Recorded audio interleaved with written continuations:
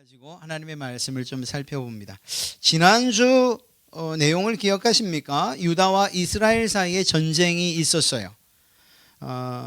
등장했던 인물들의 이름을 다시 한번 짚어볼 필요가 있습니다. 여러분들도 지금 말씀드리는 이 이름들을 진영을 나눠서 이렇게 두시고 오늘 말씀을 들으면 큰 도움이 될 겁니다. 먼저 다윗의 편에는 다윗의 조카였던 요압, 그리고 그의 동생인 아비새, 그리고 아사헬이 있습니다.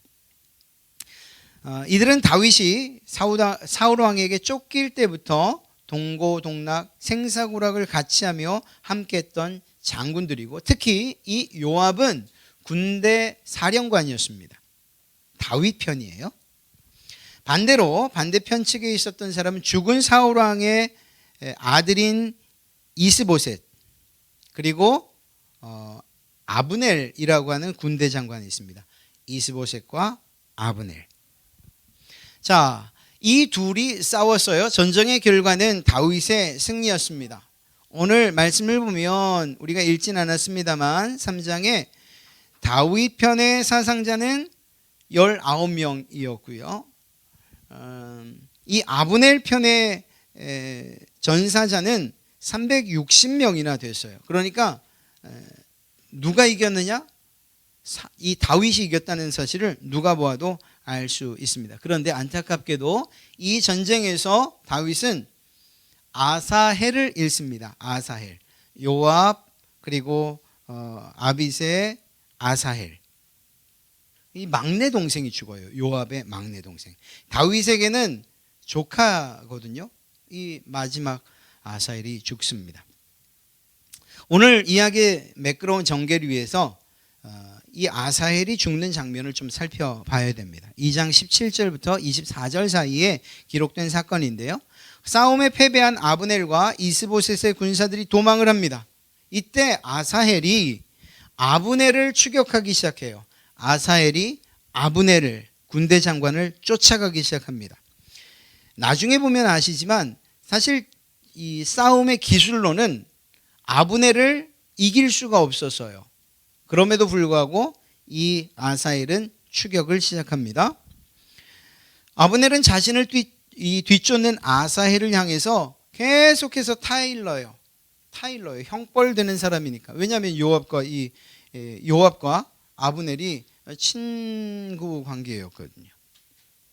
자, 이런 상황에서 이 아브넬이 외칩니다. 다른 사람, 나 말고 다른 병사 하나 죽이고 그냥 만족해라. 그것으로 나 쫓아오는 것 하지 말아라. 그런데 아사헬이 거부하고 계속 쫓아갑니다. 또 외치죠. 내가 너 아사헬을 죽이면 너의 형 요압을 볼 면목이 내게 없지 않느냐. 그러니까 제발 돌아가라. 그런데도 말을 듣지 않고 이 아사헬이 계속 쫓아가요. 마지막으로 이야기해줘. 너는 내 적수가 되지 못하니까 제발 돌아가라. 제발. 그런데도 아사헬이 쫓아갑니다. 아브넬이 결국은 어떻게 합니까? 자기의 창날이 있는 반대편 끝으로 쫓아오는 아사헬을 찌릅니다. 그런데 이 아사헬이 얼마나 빠르게 쫓아왔는지 그 뭉뚝한 창 끝에 배가 관통되어서 죽어요. 좀 무모한 그러한 추격전이었죠. 창 끝, 그러니까 창날이 아니라 창의 반대편 끝으로 찔렀다는 것을 볼 때 이 아브넬이 이 아사헬을 죽일 의도가 없었다, 이렇게 볼 수도 있을 것 같습니다. 그런데 어찌 되었거나 요압과 아비새는 막내 동생을 이 전쟁에서 잃게 돼요. 원수처럼 여기게 되었다는 말입니다. 자, 이런 배경을 가지고 오늘 이야기를 봐야 돼요. 이런 전쟁이 2년 동안 계속 진행됩니다. 그리고 그 결과가 3장 초반에 기록되어 있어요. 1절에 사울의 집과 다윗의 집 사이의 전쟁이 오래매 다윗은 점점 강하여 가고 사울의 집은 점점 약하여 가니라. 다윗을 왕으로 세우시려는 하나님의 계획이 점점 가시화되고 있는 것을 기록하고 있는 거예요. 다윗은 흥하고 아브넬, 이스보셋은 망하고. 대표하면 사울의 집안은 망해가고 다윗은 흥하고 있는 이러한 장면이 3장 1절에 정리되어 기록되어 있는 거죠. 자, 이런 상황이 되니까 아브넬이 갈등하지 않을 수가 없는 거예요. 첫째는 자신의 손으로 세운 이스보셋을 보니까 다윗하고 비교해 보니 자격이나 자질이나 모든 면에 있어서 너무 부족한 거예요. 턱없이 부족한 거예요. 군사력에 있어서도 전쟁이 안 돼요. 다윗은 진두지휘하는 반면 이스보셋은 그런 모습을 볼 수가 없지요. 또 예전부터 떠도는 소문이 한 가지 있었는데 그것이 무엇입니까? 하나님께서 오래전에 다윗에게 사무엘을 통해서 기름을 부으셨고 그래서 다윗은 이제 왕이 될 것이다 라는 이 소문이 있었어요. 그런데 그게 점점 현실화되어 가기 시작합니다. 다윗이 세력을 키워가기 시작하는 거죠. 그리고 아무리 생각해봐도 마지막으로 누가 왕이 되는 것이 이스라엘의 미래의 득이 될까 생각해 보니까 이스보셋보다는 다윗이 더 훌륭한 왕이 되고 그리고 그때야 비로소 이스라엘이 힘 있는 나라가 될 것 같은 생각이 든 것입니다. 더군다나 사울의 편을 들었던 많은 장로들마저 마음이 흔들리기 시작했어요. 그래서 다윗에게 관심이 쏠리기 시작합니다. 이런 상황들을 보니까 아브넬이 비록 자기가 이스보셋 사울의 왕과를 왕으로 세웠지만 이런 돌아가는 판세를 보니까 여기에는 소망이 없는 거예요.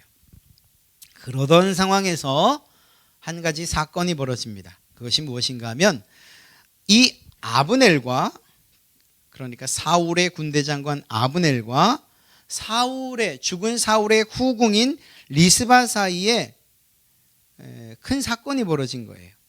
그리고 이 이야기를 이스보셋이 터뜨립니다. 이스보셋이 무엇이라고 말하는가? 아버지의 후궁과 네가 잠자리를 같이 했지 않느냐.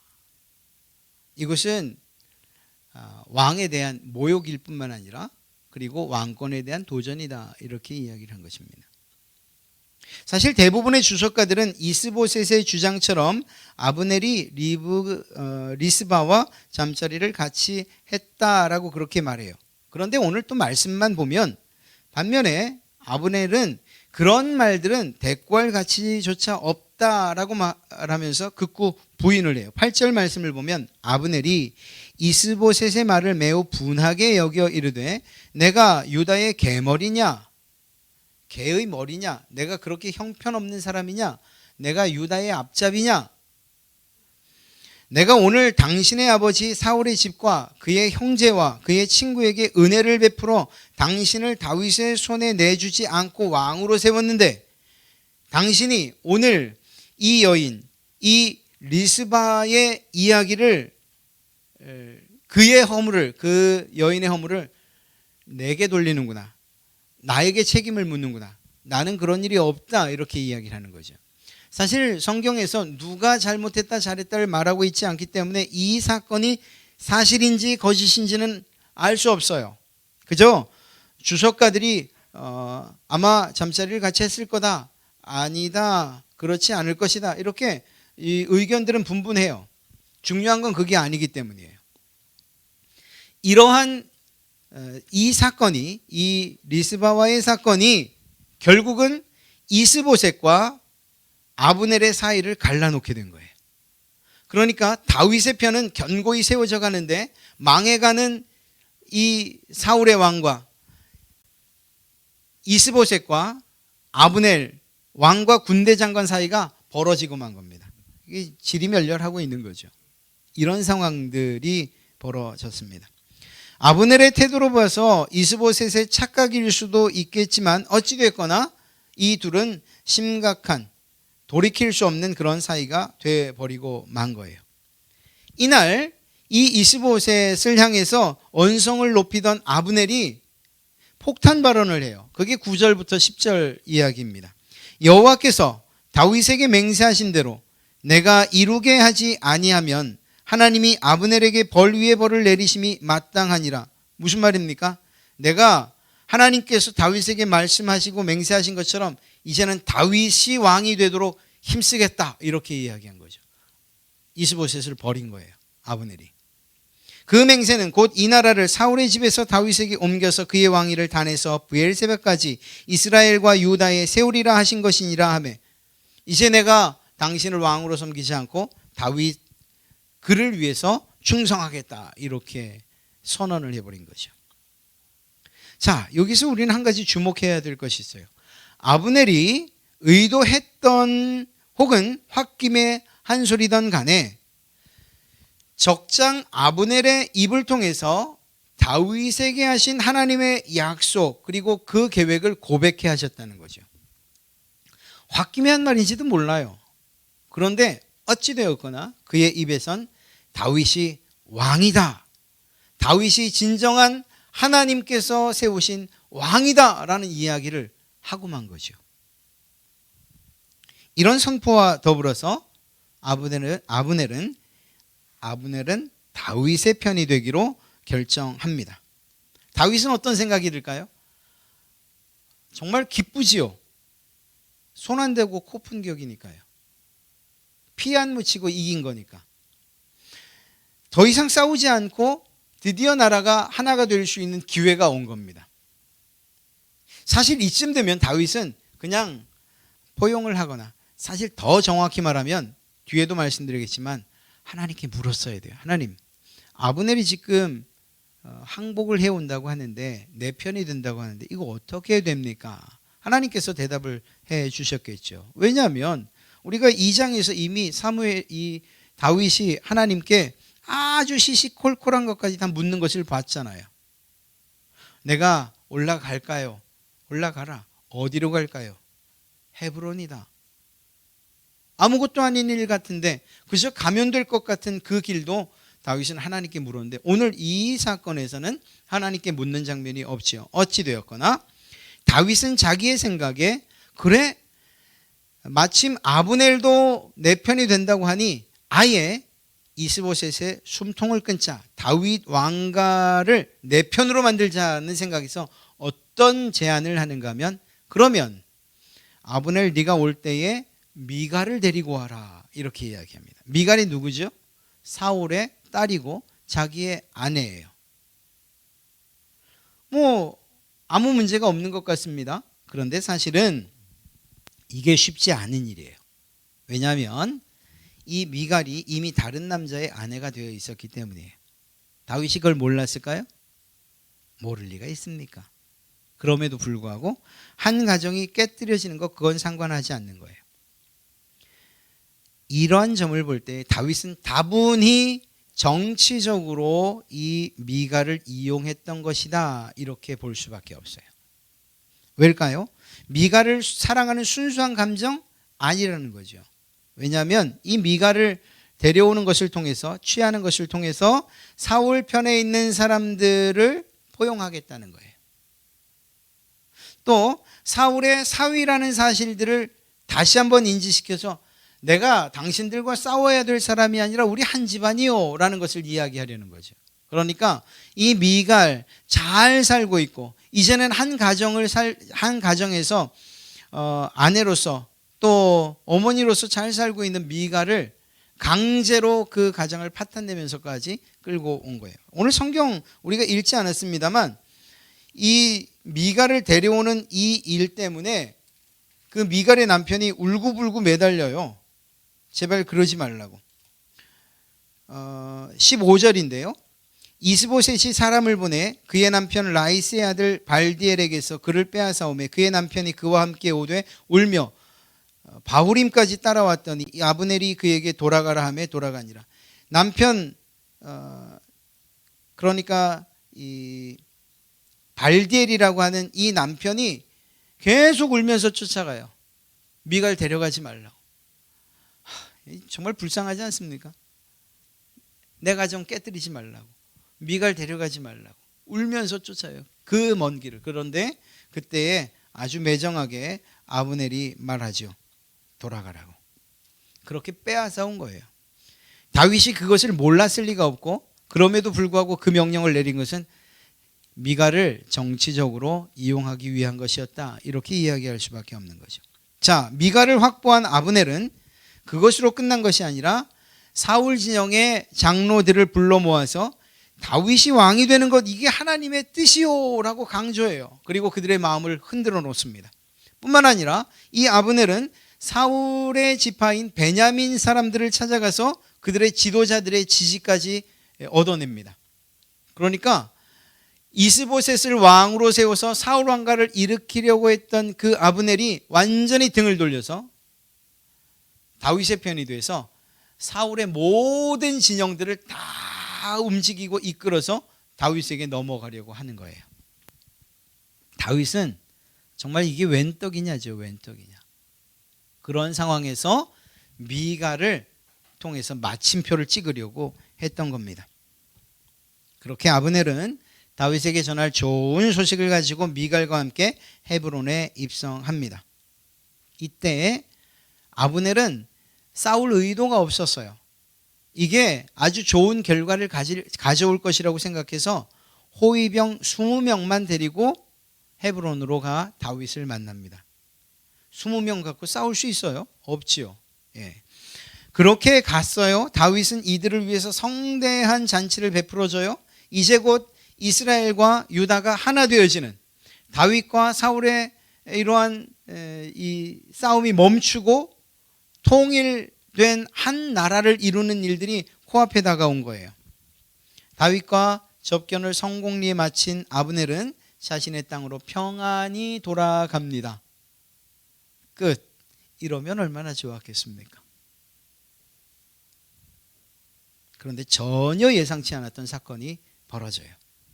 주변 국가들과 싸우러 나갔던 이 요압이 성으로 돌아온 거예요. 그런데 어떤 사람이 말하기를, 넬의 아들 아브넬이 지금 다윗을 만나고 돌아갔어요. 그런데 평안히 돌아갔어요. 아무 일 없이 돌아갔어요. 웃으면서 돌아갔어요. 시쳇말로 요압이 그냥 돌아버린 겁니다. 뚜껑이 열린 거죠. 왜냐하면 자기 아들 아우를 죽인 아브넬이잖아요.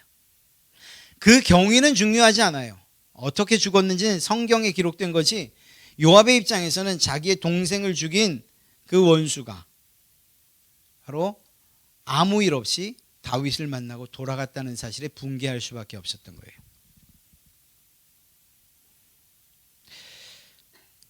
다윗을 찾아가죠. 아니, 왜 아브넬을 그냥 돌려보내십니까? 아브넬이 지금 정탐하러 온 것 아닙니까? 그런데 그런 이적 행위를 하고 또 우리와 싸웠던 그 적장을 어떻게 그냥 돌려보낼 수 있습니까? 다윗이 어떤 의도에서 그를 만났는지, 어떤 성과가 있었는지 그것은 들어볼 생각도 없었어요. 다윗이 아무 대답을 하지 않자 뛰쳐나간 요압이 자기의 전령들을 보내서 아브넬을 따라가 다시 돌아오게 합니다. 좋은 말로 했겠습니까? 내가 널 죽일 테니까 돌아와라 이랬겠어요? 그럴 리가 없죠. 아마 거짓말을 했을 거예요. 다윗 왕이 다시 보자고 하더라, 뭐 또 다른 이야기를 했겠죠. 아브넬은 자기의 호위병들과 돌아옵니다. 그리고 요압은 이 아브넬을 데리고 성 안으로 들어가서 결국 죽여요. 아브넬은 이스보셋을 왕으로 세워서 권력을 잡아보려고 하다가 그것이 마음대로 되지 않자 통째로 다윗에게 갖다 바치고, 그리고 그곳에서 한 자리를 좀 해 먹으려고 했던 모양입니다. 그리고 사실 이런 정황들을 볼 때 요압보다는 아브넬을 군대 장관으로 세우고자 했던 다윗의 마음이, 그런 의도가 성경에 기록되어 있어요. 뭐 화합의 차원에서도 그렇고 어찌되었거나. 그런데 이제는 아브넬이 죽어버렸습니다. 성경은 이 일에 대해서 다윗은 몰랐다라고 기록하고 있습니다. 그런데 우리는 알아요. 이 일로 인해서 다윗이 얼마만큼 궁지에 몰릴지를 우리는 알고 있어요. 왜일까요? 베냐민 사람들이나 또는 이스라엘 사람들이 어떻게 생각하겠습니까? 화친하고자, 이젠 하나 되고자 하는 마음을 가지고서 갔던 그 아브넬이 그곳에서 살해를 당한 거예요. 다윗은 아니라고 발뺌하고 극구 부인하지만 그러나 이 사람들이 그렇게 호락호락 믿겠습니까?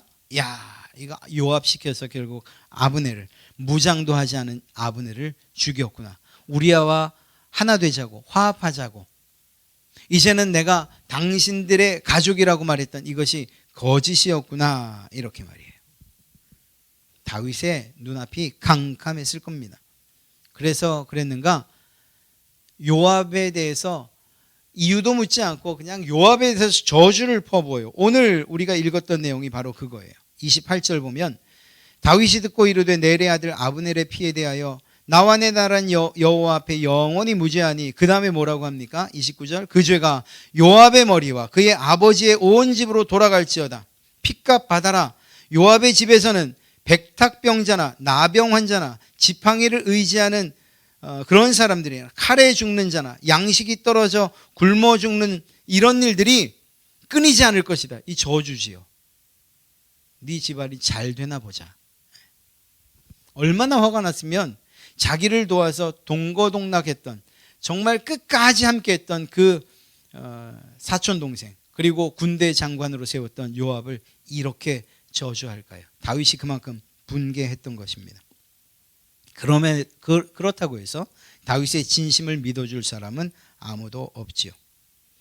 여러분, 이제 꽃만 피우면 된다고 생각했을 것입니다. 돕는 아브넬도 있었지요. 미가를 통한 자신의 전략도 아주 훌륭했지요. 이제 꽃 피는 일만 남았다, 이렇게 생각했는데 바람이 불기 시작한 겁니다. 아주 강력한 바람이 불어 닥친 거죠. 물론 다윗은 아브넬을 위해서 애가를 짓습니다. 옷을 찢고 금식을 선포합니다. 그의 무덤 앞에서 통곡을 합니다.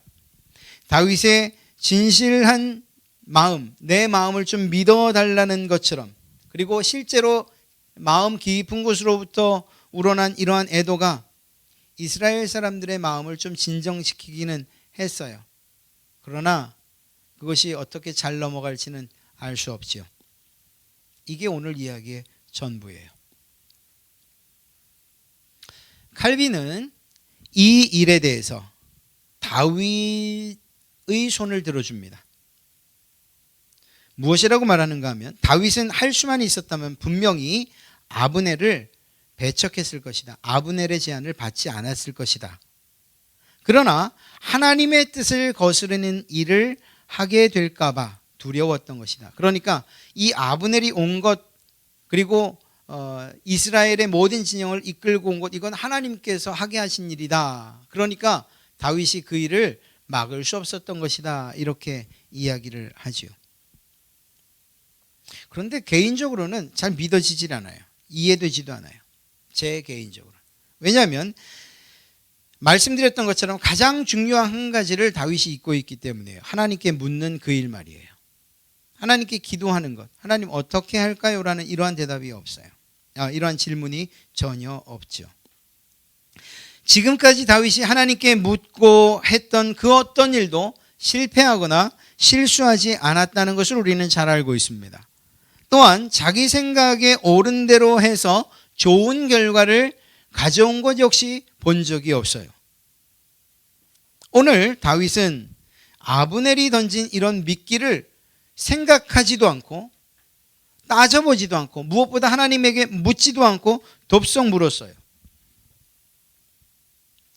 이것이 다윗의 가장 큰 실수였던 거예요. 그리고 미가를 정치적으로 이용하려 했던 이것도 다윗의 생각이었던 것입니다. 이 일은 결국 여러 가지 후유증을 낳게 되는데, 첫째는 요압으로 하여금 이 아브넬을 살해할 빌미를 제공했고요. 또 기브온과 이스라엘 사람들에게 아브넬에 대한 살해의 오해를 하게끔 만들었습니다. 결국 이 일로 인해서 다윗은 자기와 생사고락을 같이 했던 이 요압을 책망하고 저주하기까지 해요. 이 일로 끝날까요? 요압의 충성심이 금이 가기 시작합니다. 다윗과 요압 사이에 금이 가기 시작해요. 그리고 그 일들은 이후에 아주 큰 영향을 미치게 돼요. 만약에 다윗이 하나님께 묻고 하나님의 뜻대로 했더라면 그래서 하나님께서 아브넬의 제안을 받아들여라 라고 하고 그것에 순종했다면 어떤 일이 벌어졌을까요? 또 반대로 거절해라 라고 했다면 어떤 일이 벌어졌을까요?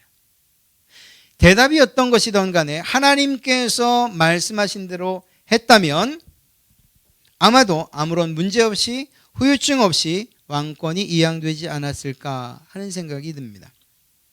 자, 그럼에도 불구하고 제가 여러분에게 드리고 싶은 말씀은 아브넬의 배반이나 다윗의 섣부른 판단이나 실수, 요압이 조절되지 못한 분노, 이러한 거센 바람이 불고 또 불어도 하나님께서 약속하신 꽃은 피었다는 거예요.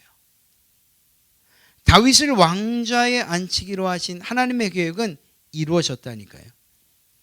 그리고 그 성취를 향해서 계속 일이 진행되어 가고 있어요. 사랑하는 성도 여러분, 하나님의 뜻과 계획은 사람의 욕심이나 실수나 또 죄악에 의해서 흔들리는 법이 없어요.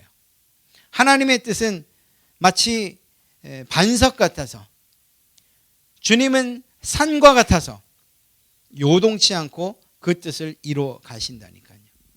바람이 불어도 하나님께서 피우시는 꽃은 피어납니다. 그렇게 하나님의 나라는 끊임없이 성취되어 가는 거예요. 오해는 하지 마십시오.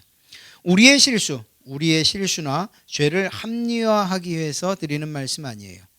아, 내가 실수해도 되는구나. 아, 내가 죄를 지어도 되는구나. 그래도 하나님은 하나님의 뜻을 이루어 가신단 말이구나. 이렇게 편하게 여러분 생각하시라고 말씀드리는 게 아니에요. 왜냐하면 이런 실수와 죄에 대해서 다윗도 요압도 아브넬도 다 그 책임을 지게 되기 때문입니다. 벌써 아브넬은 이런 일들, 다윗을 배반한 이 일에 대해서 심판받아 죽은 거죠. 벌써 요압에게 죽었어요. 다윗도 요압도 어떻게 되는가 나중을 한번 볼 필요가 있어요. 하나님은 각자에게 그 실수나 혹여 실수는 몰라도 죄에 대한 값은 반드시 치르시고 책임을 물으십니다.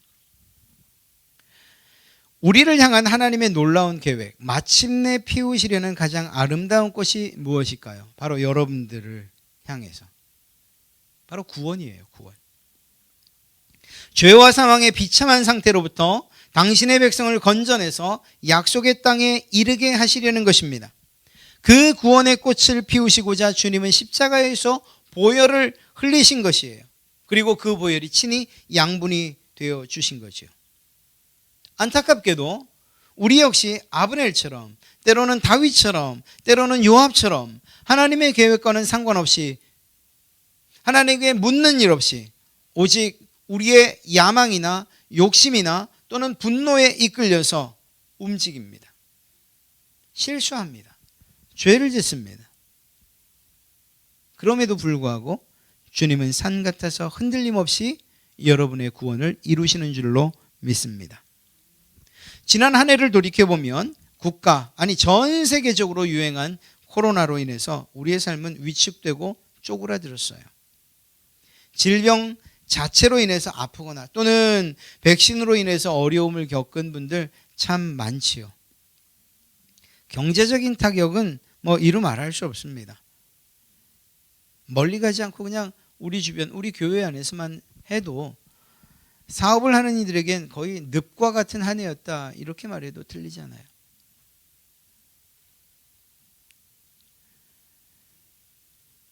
교회도 마찬가지였죠. 예배와 교제는 제한됐고요.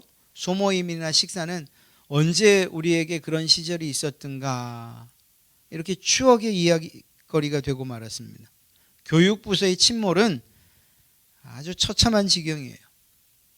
코로나가 아니어도 그냥 예년 그러한 질병이 없던 때를 생각해도 개인적으로나 가정적으로나 사회적으로 쉽지 않은데, 살기가 쉽지 않은데, 특히 신앙인으로서, 그리스도인으로서, 성도로서 세상에서 살아가는 일이 너무너무 힘든데, 그런데 올해는 더 심했던 거죠. 그렇게 거센 바람이 불었던 한 해였습니다. 개인의 신앙과 믿음에 대해선 제가 딱히 드릴 말씀은 없습니다만 좋았던 분도 계시고 또 그래서 회복하시며 하나님께로 나온 분도 계시고 또 개인적인 사정으로 점점 멀어지는 분도 계실 수 있을 거예요. 그런 상황 또 그런 바람 가운데 우리가 있다는 거죠. 그럼에도 불구하고 우리의 상황이나 환경이 어떻게 바뀌고 처지나 조건이 어떻게 변경되어도 그것과 상관없이 하나님의 뜻, 여러분을 향한 구원, 넘치도록 부어주시려는 그러한 축복의 계획은 변함없으신 줄로 믿습니다. 그러니까 흔들리지 마십시오. 작은 바람에 너무 웅크리지 마시고 그 바람이 아프다고 뒤돌아서지는 더더욱 마십시오. 오히려 그 바람 앞에서 그 바람을 맞서 여러분들을 보호하시고 그리고 묵묵히 걸어가신 그 주님만 바라보시기를 주님의 이름으로 축복합니다. 오직 예수 그리스도를 신뢰하며 그분을 따르는 것, 그것이 인생의 모진 바람을 이겨내는 유일한 길인 줄로 믿습니다. 그렇게 주님과 함께 묵묵히 걸어갈 그때에 그 바람 속에서도 여러분들을 향한 행복의 꽃은 피어날 줄로 믿어요. 반석처럼 언제나 그 자리에 계신 주님, 그 신실하신 하나님을 신뢰하면서 지난 2021년을 이겨내셨지 않습니까? 다가오는 2022년도 그렇게 승리하시는 여러분 되시기를 주님의 이름으로 축복합니다.